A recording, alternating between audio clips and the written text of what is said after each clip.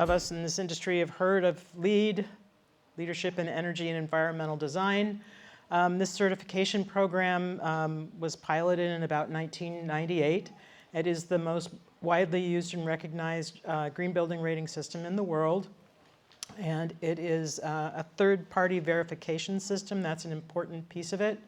It also was so well established, and this is important in code building, that when California decided to do the first green building code, USGBC was at the table, and a similar format to the LEED format was used for Cal Green. The rating system comes in several different flavors. The original one was new construction, now called B, D, and C, Building Design and Construction. It's for new construction and large renovation. In interior design and construction, I, D, and C, obviously for interior design. There's an O&M version for post-construction that helps people maintain good green buildings.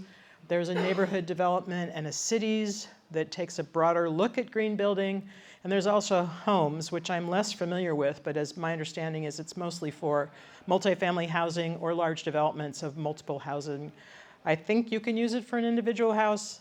I'm not really sure, but you might want to try other rating systems like Passive House for that. But the thing that's important about LEED is it came into place when there were very few systems out there. There was Green Globes, there's BREEAM, but they weren't as widely spread as LEED was, or LEED has become. And the idea was to create a standard, a sort of fair playing field, a level playing field for everyone, so that everyone had the same kind of baseline about what it takes to have a green building. It's also a bridge between where people are and where we want to take them. So unlike the Living Building Challenge, which goes to the nth degree, we're trying to have that balance between getting people to take that next step or two towards a better building. It's an important role to play, as is Living Building Challenge, to get us out there. And one way of thinking about it is having a common set of languages and standards so that you can depend on understanding the comparison between two buildings, just as you can when you're looking at nutrition facts. You can count on, if I see that there's a certain number of calories for this serving size, that I can compare it to something similar and have a better idea of what I've got. And this is, you know, it's interesting on a building standards side, but it's also interesting for people who are wanting to maybe motivated by other things like developers or building owners. They want to be able to understand what they're getting. One of the goals of the LEED program was to push the code from the very beginning. It's a very slow process. 25 years ago, I was at a conference for USGBC, and we talked about changing the code. It seemed almost impossible. And now we're seeing the language in Cal Green especially, but across the country, improving. And we're seeing carbon being mentioned for the first time in the next iteration of Cal Green. And we've been pushing hard for a lot of years, and we've made a difference. It's a 501c3. It's across 185 countries have LEED buildings. 70 countries belong to World Green Building Council. One of the things that makes USGBC strong is that it's made up of all parties in a building design and construction, and even occupancy. You can say that anybody who occupies a building, if they're interested, they are a candidate to be a member of USGBC and a participant in the development of a LEED program that reflects what people think are important.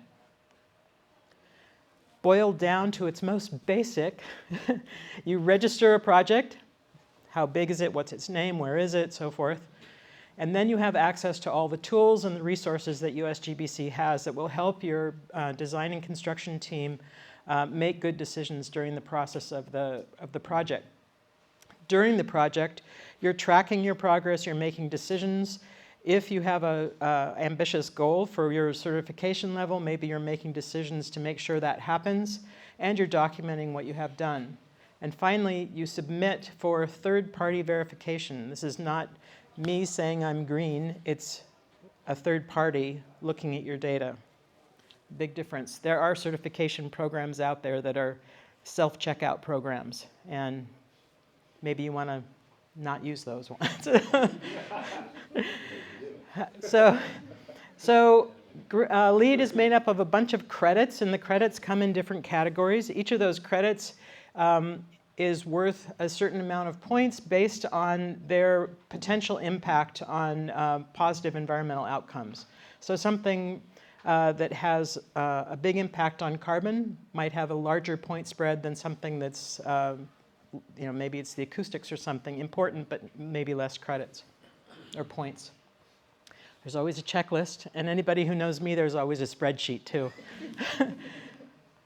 And at the end, those credits that you achieve determine the level of the certification, and that is really the most basic level of LEED. I just wanted to be fast so we can get on with the talk. Great.